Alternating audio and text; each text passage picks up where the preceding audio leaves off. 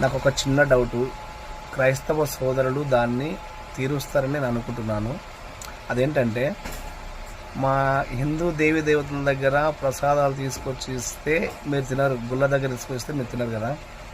అదే మా గుళ్ళల్లో పని చేస్తున్నారు కదా, తిరుపతిలో చాలామంది చేస్తున్నారు, తిరుపతి టీటీడీలో చాలామంది ఉద్యోగస్తులు ఉన్నారు, తిరుపతి కొండపైన చాలామంది వ్యాపారాలు కూడా చేస్తున్నారు, వేములవాడలు చేస్తున్నారు, యాదగిరిగుట్ట వాళ్ళు చేస్తున్నారు.